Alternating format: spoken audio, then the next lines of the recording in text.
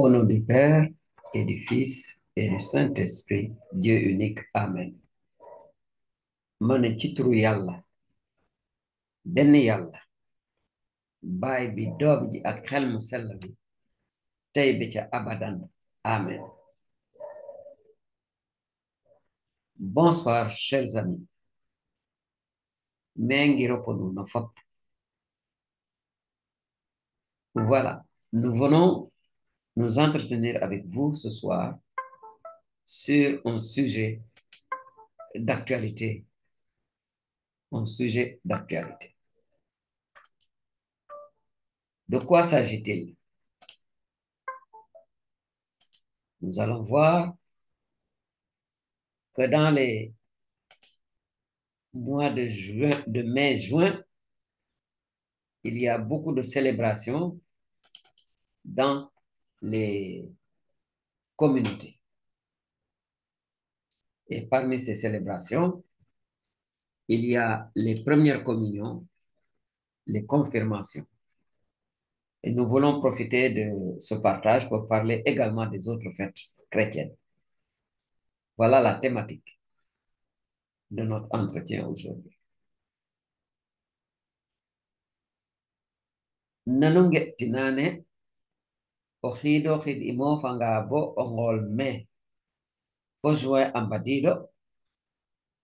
aji xaqew kercien xa andona imerange a den mada den injigange asisange no in tare première communion fo confirmation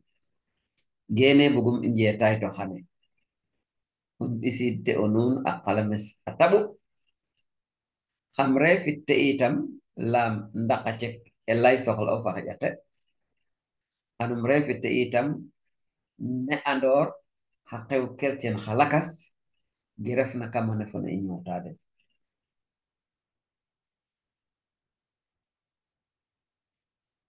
À une période de chaque année, généralement en mai et juin, nous assistons dans beaucoup de nos communautés à des célébrations qui donnent, place, qui donnent lieu, qui sont l'occasion de fête. Nous voulons parler des premières communions et des confirmations. xew yooyu ci weeru mai ak juin lañ leen di faral di ameel ma bëgg ñu waxtaane leen as tuuti li si rafet ak li nga xamante ne dafa mel ni lu ñuul ci kaw sow te lu ñuul ci sow rek bokku ci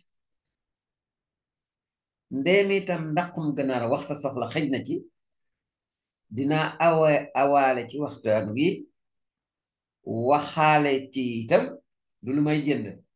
dama ci waxaale lu jëm ci sunu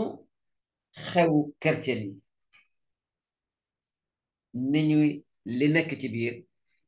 ak ni ñu leen di doxale ndaxte kat mbir mi jar na seetaat.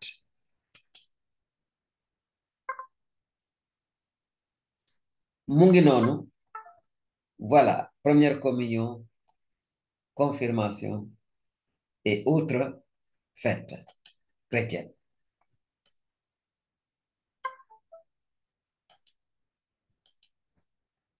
Alors,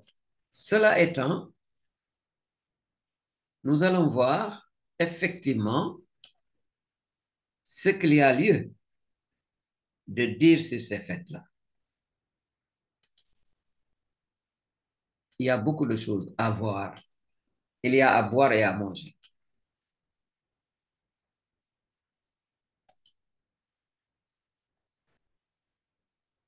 Pour ceux parmi vous qui rejoignent cette chaîne pour la première fois, j'ai simplement plaisir à vous dire ceci. Le formateur, à mon humble personne, François Ngor-Ndiaye, je suis un fidèle laïc de l'archidiocèse de Dakar. Par la grâce de Dieu et par le soutien de mes éducateurs et professeurs,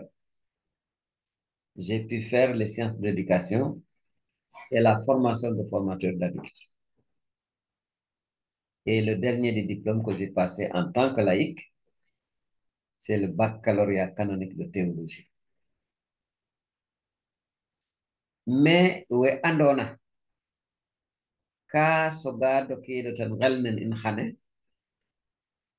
annoro nun reke o xena fi ana nun jetayre ke François Ngor Njaay o tan e arefo yal basil e roga ci ade yitam bota jang ne okina akat nitel fo ne okina yartel adona ite sax bo alagat wey ne o maka akat nitel so geta faktina tela do akelaru terefu gina lembel théologie bota jikte baccalauréat nana lembel baccalauréat canonique de théologie.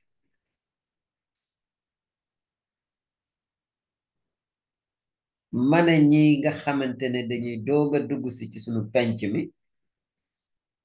ki leen di defal waxtaan muy man mi François Ngor Njaay laa tudd borom njaboot laa ma waxati ko sant yàlla nag ndaxte jaan amul tànk yàlla koy wotat ni may wotate tax na be ma mën a raam mën a dox be am lijaasa ci mbirum yar ak jàngale yaraate teg ci nam suma ileer ci ni ñuy jàngale mag ak lu jëm ci mbirum xam-xam diine ñu koy wax théologie dem be am ci lijaasa bi ñuy wax baccalauréat canonique.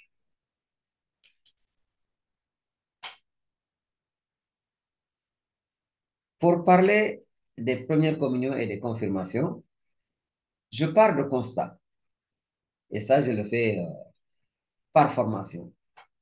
Ceux qui ont fait l'AGEC se souviennent que pour résoudre un problème, il faut suivre méthodiquement certaines étapes, avoir, savoir, voir, juger ou analyser et agir. Nous sommes au stade de voir. Nous faisons des constats. Malheureusement, le constat n'est pas très beau. Nous constatons en effet, eh bien, un contraste entre la légitimité et la beauté des fêtes chrétiennes d'une part et le déroulement de ces fêtes dans beaucoup de nos communautés d'autre part. Imbuga nga nje taito ge jofno na première communion fo confirmation fati e talembo ge nge nate terefa geref na ndero yeng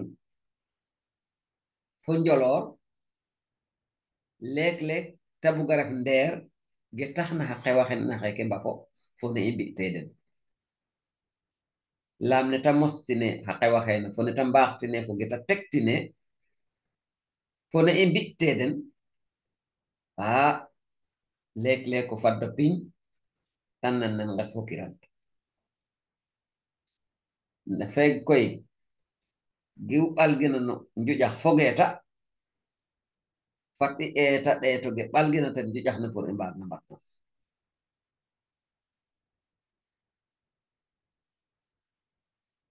mane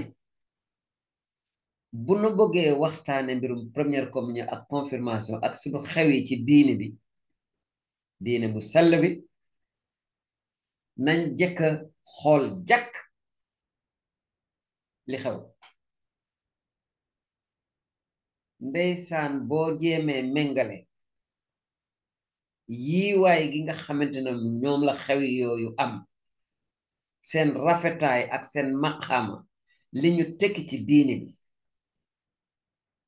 nga teg ko fii xool niñ leen di doxale xew ñoom xew yooyu day mel ni léeg-léeg mu bëgg a mel ni guddi ak bëccëg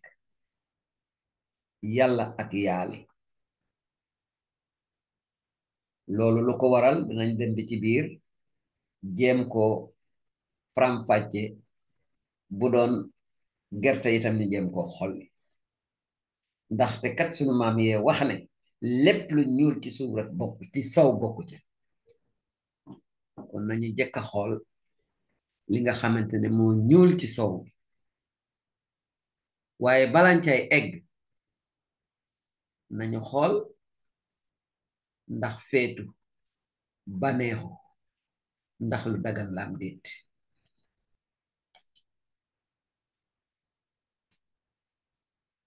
parler des fêtes chrétiennes suppose pour moi en tout cas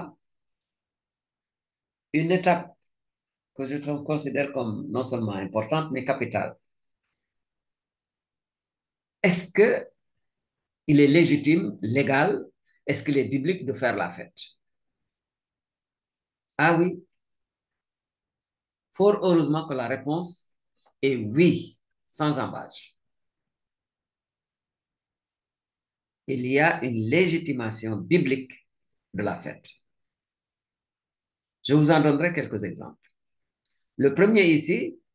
je l'ai tiré du Deutéronome 12, 7. C'est le Seigneur Yahvé qui dit ceci.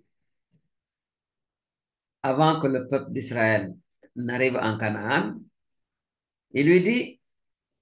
une fois qu'ils seront établis et qu'ils auront cultivé leurs champs et récolté, eh bien, vous y mangerez en présence de Yahvé, votre Dieu,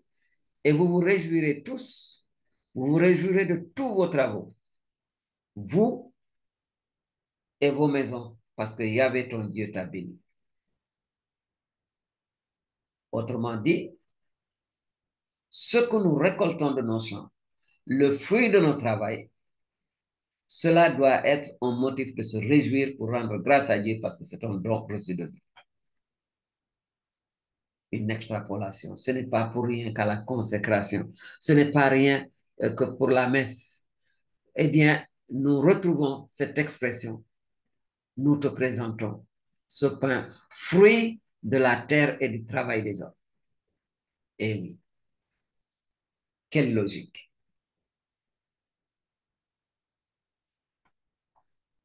Imba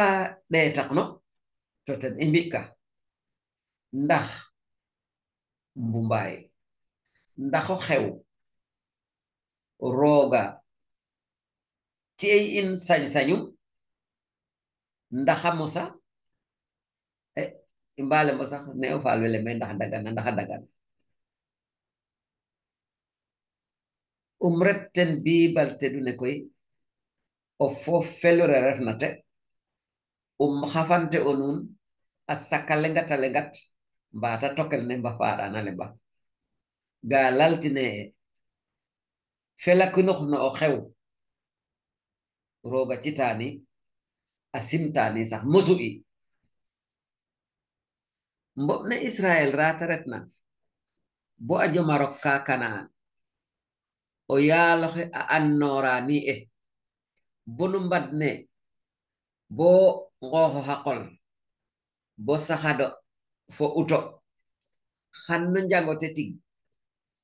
ndeto mbokatoro men roogo yaal nun nu mbela kinwo no geta ci'na nun ten calel gen nun no ngottine ten calel gen nun nuno fo winpin gen nun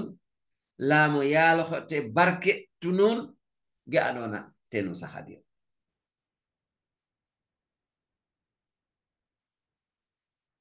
mën nanoo xool ndax xew baneexu mumbaay dagan na wala daganul ci diini catholique laa bëgg a wax de loolu de li nu koy gën a won bu baax a baax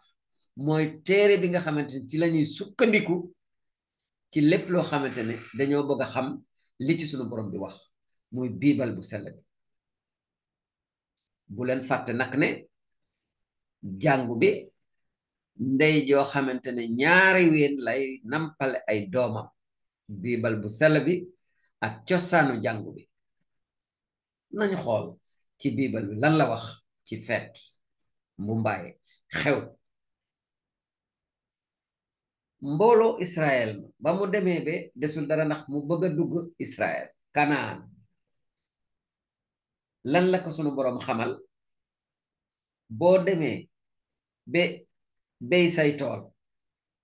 boo demee ba góob wa ila nga diqi na nga jël bés bànneexu ci kanamu sunu borom ci kanamu yàlla yow ak sa waa kër yi yépp ndaxte li nga am ci suuf si baax yàlla la yàlla la ko baaxe lii mu ngi ci biibal bu sell bi téere bi ñuy naa Deutéronome saar fukk ak ñaar aaya juróom ñaar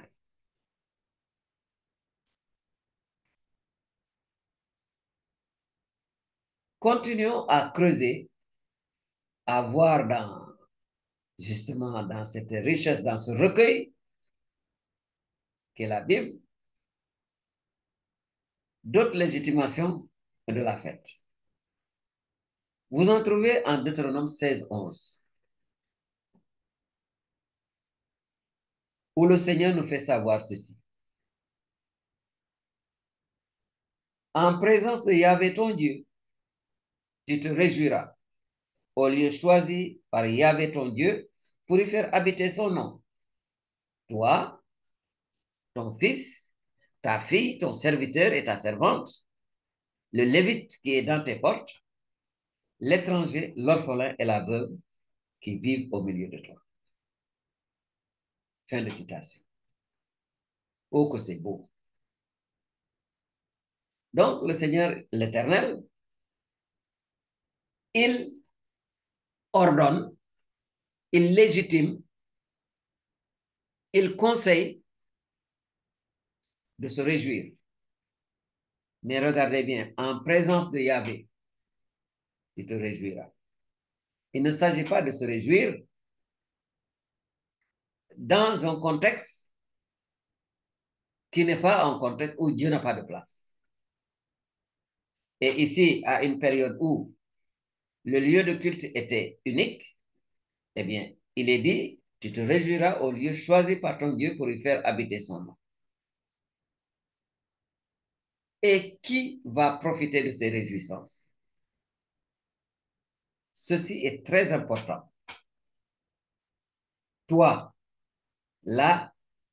c'est comme s'il parlait du père de famille, de tout père de famille. Ton fils, ta fille, ton serviteur, ta servante. Donc, tous ceux qui sont dans la maison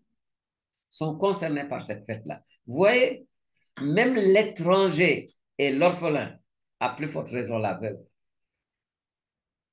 tout le monde doit être en fête. Hage kerefu. Rogo yal no yirmande no paxelum. Ol telay mbopnen Israel alay no in xane. E o fi'anga fata fellakinox paam roog ten mbiñonge andona o teta joox kan teta laltu pour mata fi'na mbindum fat no ando meke e rage ke lembel o piñolen kut o te wa Israel a ndam iyo e ma o tangal mbaɗo taro magam roog gongan rogar ta refu Jérusalem nanaygo no geygo ge ke taxu yawure ndam inane de Yesu garna ta jigto xana nanga dono no lem Yerusalem e mbaɗot ko roog wo xa andote d'accord donc nda ba i ndayo men fat i ɗetax no anini njigi o xewole anini ngel mbela kin wote tanan meke we ndax o yaaloxe o koorota layta o yaal mbin ta lambine wo o ɓee fo ngoor anda bata lefna o ɓee fo ngoor xa ɓee xa kooro fop we ta ref o ɓee fo ndew surga of ngoor fo surga of ndew le Lévite a geeke de oxa jigna o ndombo a jig o jaf ten ɗadno yaawur teta reeɗu no nanaygo den wene ngenne fogo fo xana mbogo ten feetole maano feetwa o kenaroxe gentona sax o andona ka gena riidong o xere no kena ten saaxre fo xa andona bayo in ndax faafu mo ñowateeru mbatiya u mbatik fo mbaftume o tewo xana ñaawwa wene fop a ngala mbogo ten feetole geeke gey nen bibal ne de saferna le bet Deutéronome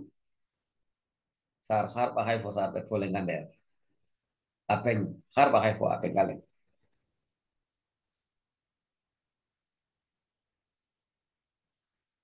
bi may gëstu fi sunu borom dagganale xew fi mu dagganale feet lii bokk na ci boo demee ci téere bi ñuy naa Deutéronome surat fukk ak juróom benn aaya fukk ak benn sunu borom xamal nanu ne mu ngi mel ni mu ngi wax ak borom njaboot ku góor mu ne ko ci teewaayu yàlla teewaayu yaabe teewaayu aji kattan di nga baneexu ci béréb bi nga xamante ne moom la yàlla tànn def fa turam na ngeen jàpp itam ne lii bañ koy wax te jamono yooya benn béréb képp lañu mawoon yaawur yi pour ñu fay def ay sarax di fay def ay xewu diine muy Jérusalem lii moom la yaawur yi jàppoon ba fu ñu mënoon a nekk at mu nekk dañ doon dem pèlerinage ca Jérusalem yahutiya fu mu mësoon a nekk su bëggee jaamu sunu borom day xool fan la Jérusalem féete mu doog a kàbbar mu sukk ak sigi parce que loolu la tekki boo gisee ma utiliser baat boobu dama bëgg ñi ñuy déglu mën a xam li ñuy wax waaye nag war lii tekkiwul ne ci lii lañu nekkoon wala ci lee lañu nekkoon ni ñu doon jaamoo yàlla ci jamono jooja rek laa leen bëgg a woon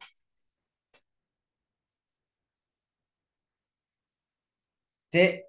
li kéemaane ci mbir mi yemul foofu ndaxte mënoon na wax rek ne na ngeen bànneexu waaye fii def noo limal ñan ñoo bokk ci bànneex boobu ñu war a séddoo yow mi may waxal yow borom njaboot ku góor yow sa doom ji góor te buñ ko waxee bépp doom ji góor la ñu wax sa doom ji jigéen sa surga bu góor ak sa surga bu jigéen le levite kilifa diine bi nekk ci dëkk bi waaw ki nga xamante ne sax ne gan la ci dëkk bi baayo bi itam ak ki nga xamante ne jigéen ju jëkkëram faatu jëtuur yi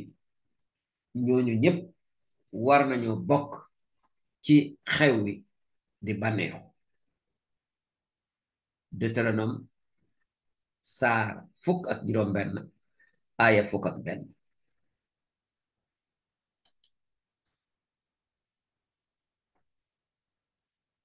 légitimation biblique toujours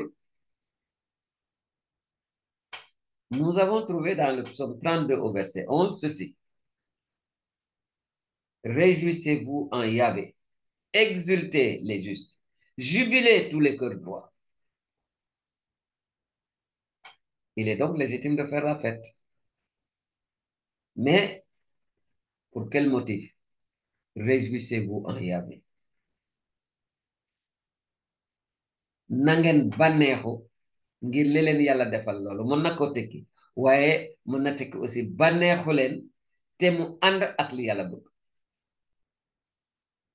Eh oui, eh oui, eh oui. Le psaume 32, 11. Gelaltina bo xane tam e roog fo xoxum a yoonay fo o feet o mbelakina fo o xew jam tere fu ne andano retanga ten kimate doge nanal mbel le psaume sar fan xar ba xay tadik fo dik apen xar ba xay fo leng maga yalo xe annitu ine mbelakin wo yo no yaave no yalo xe yoon yo fo o mbelakinax nun gorwe nun we def na wa andona wa njofna iyo de a xeeñage ngool na fop to a tedo way fata mbela kinwo geeke anda o yaalox le manga enen mbela kin wiyo no yaaloxe i mbagange o tax ko saɗak fat i mbela kin wala ge roga cina in nda fat inanga mbela kin way itam fata yoon foge roga bugna fata nan ne roga bugtinana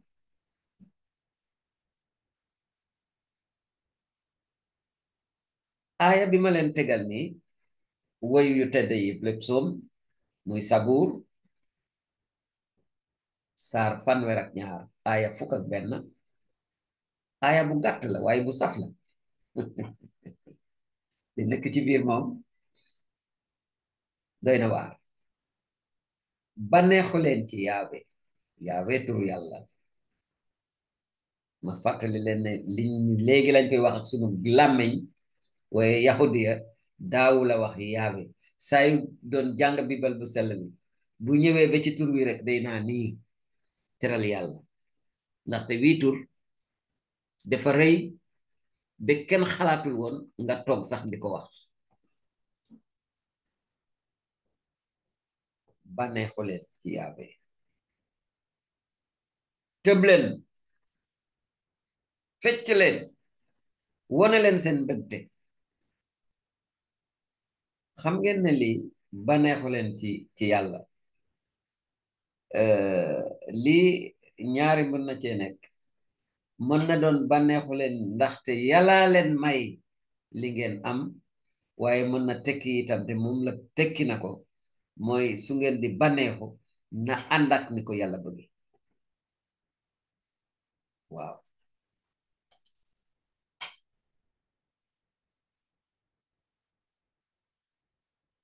ah ndeysaan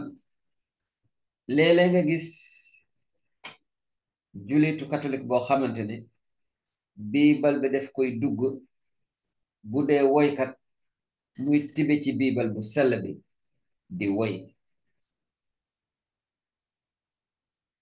tànnal naa leen ci ku mel ni ki Fulgence Gakou waaw am na woy yu bare yoo xamante ne def na leen te ndaalu tedd li ngay xamante ne mooy biibal foofa lay tibe di ko sotti ci sunuy xol ba ma koy awalee ci sunuy nopp boo demee ci YouTube wut Fulgence Gakou waaw jubilé am na woy yu bare yoo xamante ne def na leen ñu jëm ci bànneex bi ñu war a bànneexu te yàlla tax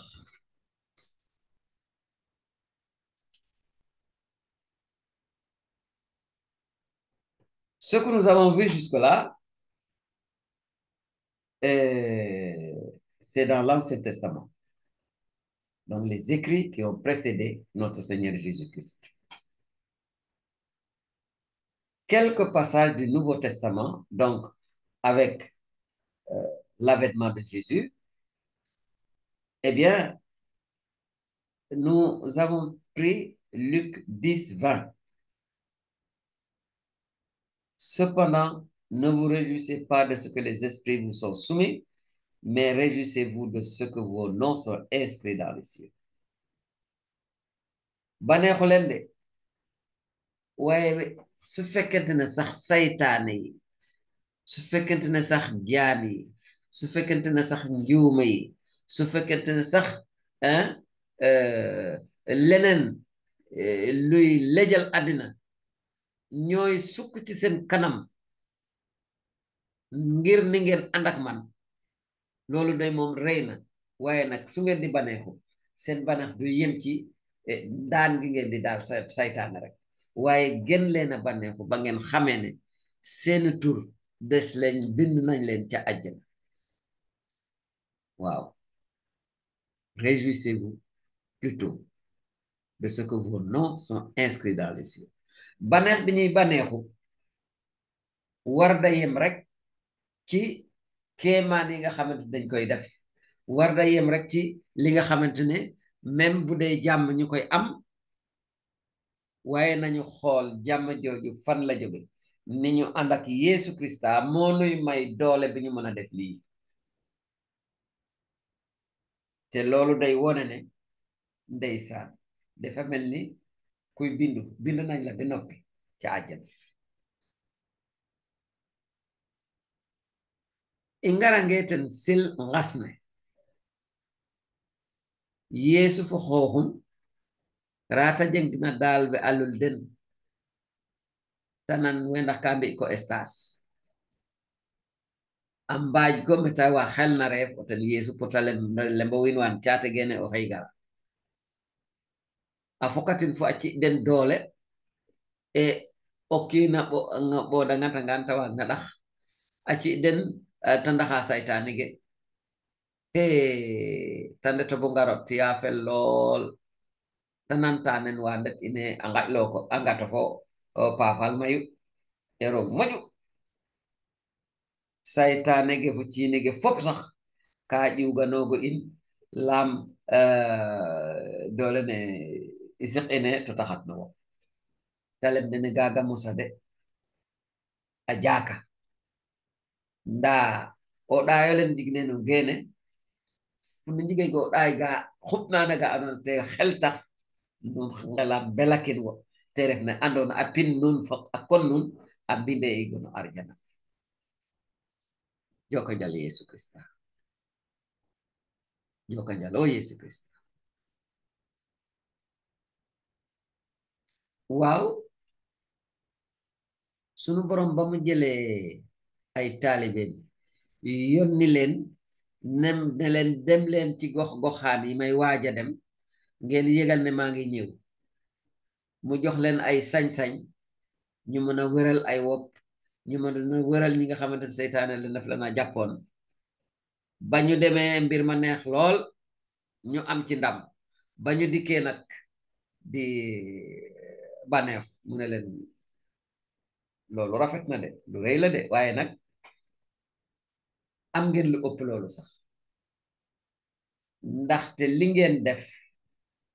doole boobu xam ngeen ne ci Yeesu Krista la jóge waaye nag ni ñu ànd ak Yeesu Krista jàpp ci moom déggal ko moo leen may sañ-sañ boobu dégg googu ñuy déggal Yeesu Krista nag dégg googu moo tax mu ne leen am ngeen baneex bu rëy bu ëpp di dàq saytaane moo di seeni tur sax bind nañ leen ca àjjana am na góor goo xamante ne day bu fi taxawoon dina naa eskay suma yaram daw na yàlla na ko yàlla samal ko njabootam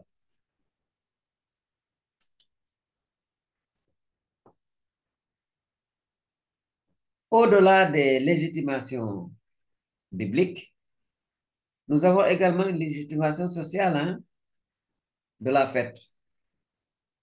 C'est tout à fait légitime sur le plan social. J'allais même dire sur le plan psychosocial. C'est tout à fait légal, c'est tout à fait normal de faire la fête. Pourquoi? Voici deux expressions. Okuna khilba oyanwa. Kuy khalab di tajaye. Autrement dit, kino he adona afi atig ajalate akhijate botia fa fosa rog moju akoto adat tawaga felakinox none andona geta fi ogna ajiga sa ondam nit ka nga xamantene dafa nek ci dara di ci kër yi bu doon kër itam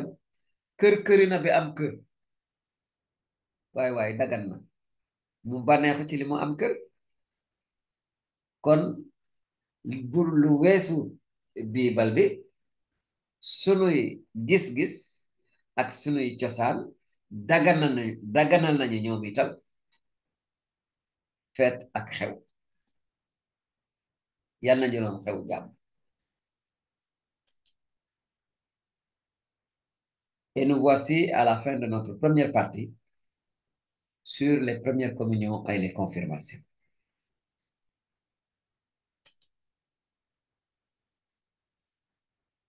Cette partie que nous venons de finir nous aura surtout servi à voir que la fête, l'organisation de la fête, c'est légitime et c'est légal. C'est normal de faire des fêtes. Nous verrons dans la partie suivante. Nous disons oui, mais xaar leen mais bi waaw waaye nag ah yépp a ngi foofu ci turu baay bi ak doom bi ak xel mu sell mi benn yàlla amen